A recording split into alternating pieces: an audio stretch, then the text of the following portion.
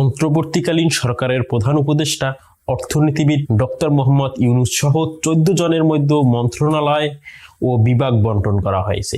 এই বৈষম্যবিরোধী ছাত্র আন্দোলনের অন্যতম দুই সমন্বয়ক মোহাম্মদ নাহিদ ইসলামকে দেওয়া হয়েছে ডাক, টেলিযোগাযোগ ও তথ্য মন্ত্রণালয়ের দায়িত্ব, আর আসিফ মাহমুদ সজীব ভুঁইয়াকে দেওয়া হয়েছে যুব ও ক্রীড়া মন্ত্রণালয়ের দায়িত্ব।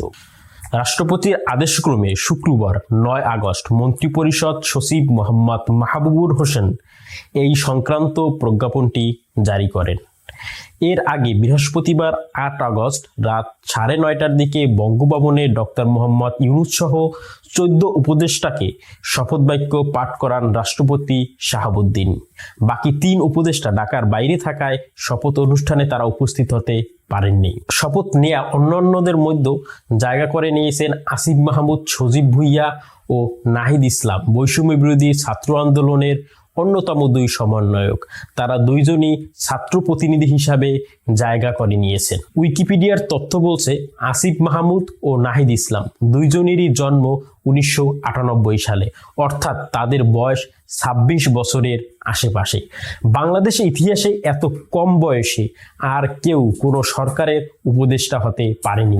শুধু তাই নয়, এভাবে ছাত্র প্রতিনিধি হিসাবে কারো অন্তর্বর্তীকালীন কিংবা তত্ত্বাবধায়ক সরকারের উপদেষ্টার দায়িত্ব নেওয়ারও কোনো নজির বাংলাদেশের ইতিহাসে নেই। উইকিপিডিয়ার তথ্য মতে নাহিদ ইসলামের ডাকনাম ফাহিম। তার জন্ম ঢাকায়, বাবা শিক্ষক, মা গৃহিণী। তার ছোট এক ভাই রয়েছেন। সরকারি বিজ্ঞান কলেজ থেকে উচ্চ মাধ্যমিক পাশ করার পরে ঢাকা বিশ্ববিদ্যালয়ের সমাজ বিজ্ঞান নিয়ে পড়াশুনো করেছেন এই নাহিদ ইসলাম। আর আসিফ মাহমুদের বাড়ি কুমিল্লার মুরাদনগর উপজেলার আকুবপুর ইউনিয়নের আকুবপুর গ্রামে। তার বাবা মোহাম্মদ বিলাল হোসেন এবং মা রোকসানা বেগম।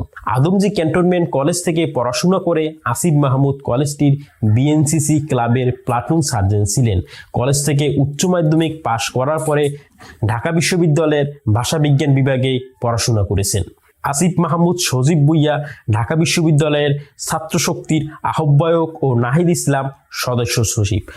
গত বছর 4 অক্টোবর ঢাকা বিশ্ববিদ্যালয়ের ডাকসু ভবনের সামনে সংবাদ সম্মেলন করে গণতান্ত্রিক ছাত্র শক্তি নামের ছাত্র সংগঠনটির আত্মপ্রকাশ হয়। তখন এই সংগঠনের ঘোষণা দেন ডাকসুর সাবেক সমাজসেবা সম্পাদক আক্তার হোসেন।